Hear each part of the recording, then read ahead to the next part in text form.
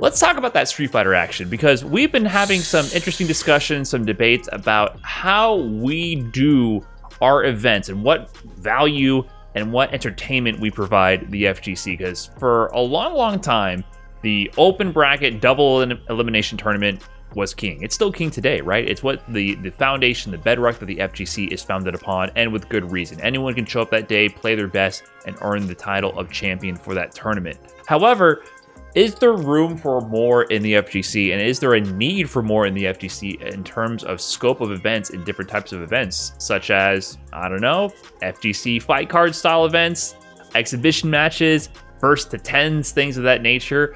Does the FGC need more of these events or not? I guess we're going to debate about it a little bit here, Rob. What do you have to say? So my stance on this is very strongly on the yes side, and I want to make sure I'm clear too. I don't just mean first to tens and this and that. I mean fight cards. I think that's the play. I think that will grow things tremendously. Look, at the end of the day, even if someone look at the UFC, boxing, things like that, there are parallels. Now, obviously, the smart aleck has to say that we're not actually getting physically punched in the face. Look, tell that to me or Brian when we get eliminated in a tournament, okay? It feels pretty similar, to be honest. But in all seriousness, though, is the whole 1v1 format, the personalities, right? If we build these things up, let's say the whole point is for us to try to bring in new people. It's to entertain our current fan base, all of us hardcore people, and to bring in new people. When you build up a fight like Floyd Mayweather versus Conor McGregor, it didn't matter if you were a super fan of boxing or MMA.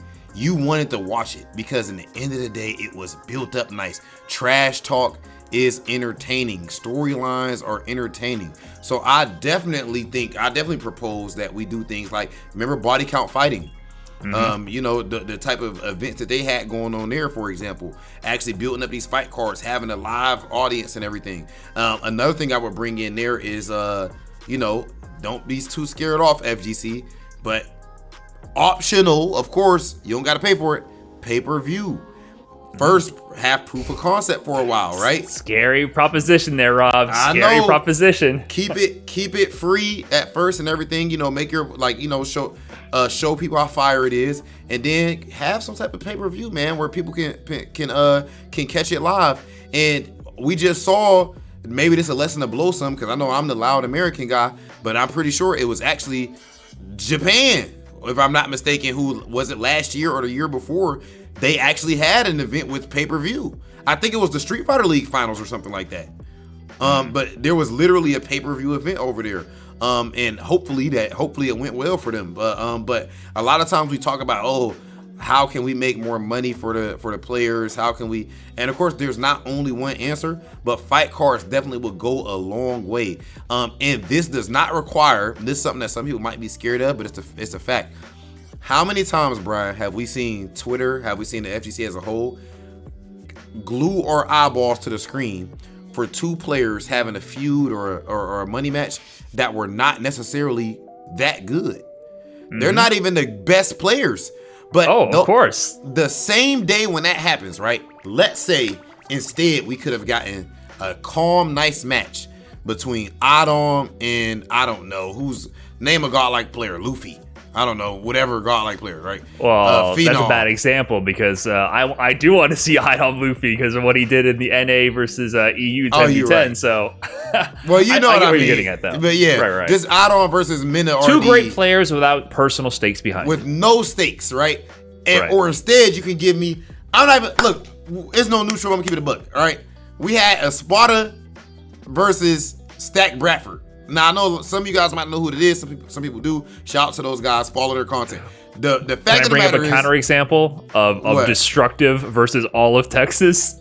That was the most hilarious saga. Destructive kept stumbling. He kept stumbling into money match after money match of all of Texas feuding against him, because I don't even remember what it started as, but he was like Jackie Chan drunken master style, stumbling into money match after money match, smoking all of Texas because they're trying to defend Texas's honor. And it was a hilarious saga. We watched all of it. Were the matches the highest level? No, but they had a storyline, and I would say they were equally skilled enough for it to not be like a cut and dry. That's like all this that guy's gonna matters. Wash the other guy. It was enough to be like, there's stakes here. they're within a similar skill level. Who's gonna win? Let me tune in, right? It was a little silly, you know, but I feel like the FGC sometimes strays away from the silly matches. But to be honest, I love the matches where you don't know who's gonna win. Some of the most fun matches I have, to be quite honest, like I love the high level stuff. Everyone knows that. I do analysis of all that. I'm not trying to downplay the value. I like the boring matches too. I know Rob tends to talk about the hype stuff. I love the boring matches. It's not for everybody, but I love those. I love the 0-2, like they go into losers round 1, and it's 2 players who barely know how to play, and they're fighting each other. Oh, that's so hype. One of them is about to be eliminated, going 0-2, and they're both trying to figure out their controls, like because you have no idea what's going to happen. To me, even that is fun. That wouldn't be a main card event, but you could have something like that where it could potentially be hilarious to see. Like, I don't know. I think there's different ways to approach it for entertainment as well. One point I'll bring up, though, is, you know, I love open bracket tournaments. I think that will still be the foundation of the FGC forever. But what is more hype? You know, the Evo win or when Daigo challenges him to a 1st to 10 after?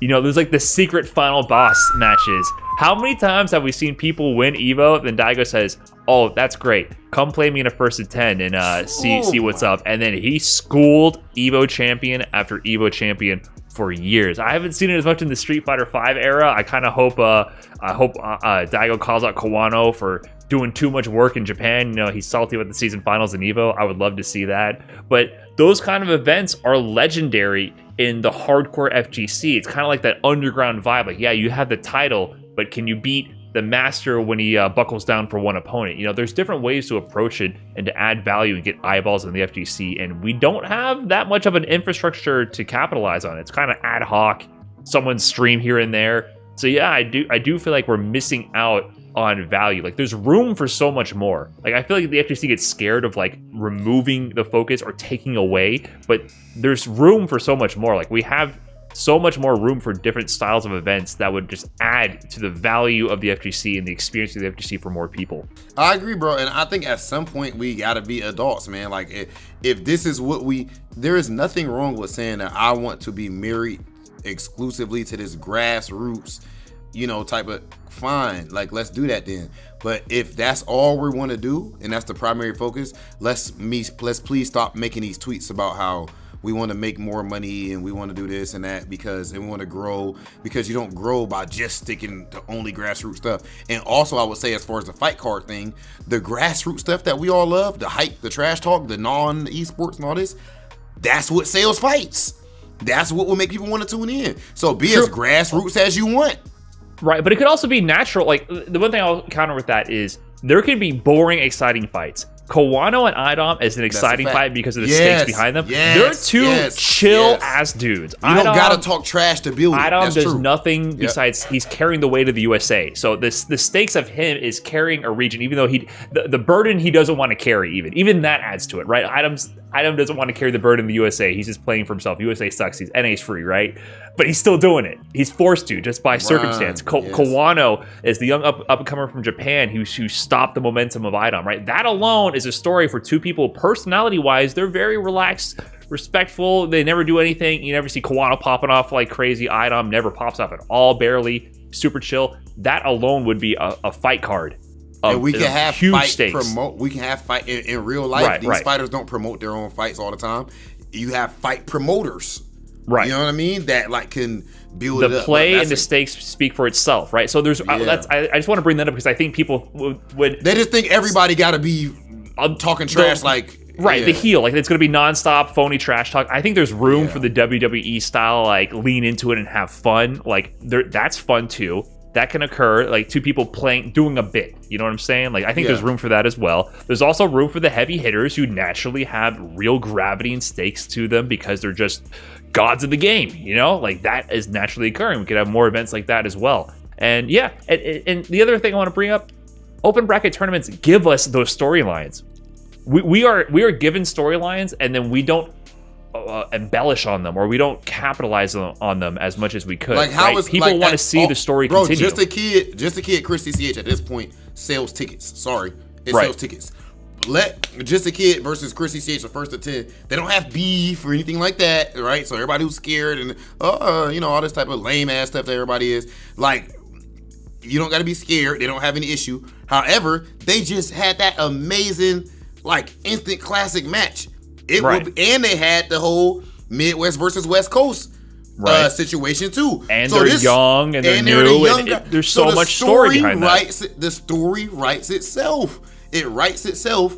So, bam, promo, build the fight up, and have undercard matches, and So now, outside of that, I want to make sure we do talk about before we close out, bro. Like, and we didn't talk about this even more like in depth, even on future episodes. So, open brackets in general, what you brought up a benefit of open brackets, right? I also want to talk about we should have open brackets forever. Do not kill me on Twitter, please. Thank you. So. I want to talk about the cons of open brackets too. It's kind of rough when Tokido, back when Knuckle Dude was playing, Mr. Crimson, Odd Arm, whoever it may be, loses and has to lose early on. It's facts. It's sometimes there's a reason why we have seeding. It's because we don't want the first and second expected best players to play round one and eliminate each other, and then the storyline ends there. Then you have Johnny Donuts versus Daigo in grand finals, right? Because you can have one side of the bracket be less skilled, just keeping it a buck, and the right side of the bracket has all the heavy hitters, right? It's first to two, Brian. Yeah, there's a reason why we spread everything out. If that happens, it's less exciting because the suspense is not building. There's a reason why we like narrative structures. There's a reason why we read books, tell stories, and watch movies, right? Like there's a certain structure to how we enjoy stories, and a tournament is a story, an event is a story, and at the end of the day, it's partially to determine who's the best player under these very kind of arbitrary specific circumstances. Remember, there's many ways to run a competition. Open bracket elimination first to two is seeding is not the only way to do it, right? There's many different ways to determine who's the better player. So you're only trying to see who's good at that format, that day, that time, right? It's very specific circumstances. The other purpose of a tournament is, those logistics of getting it done and entertainment.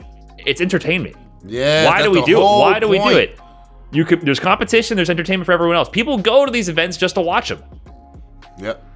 We were in that Evo Top 8 crowd. I think a lot of the FGC is still have the mentality of everyone who goes to a tournament is a competitive player aiming to win. That is not the case, and it has not been the case for over a decade. Many people who go to these events are fans.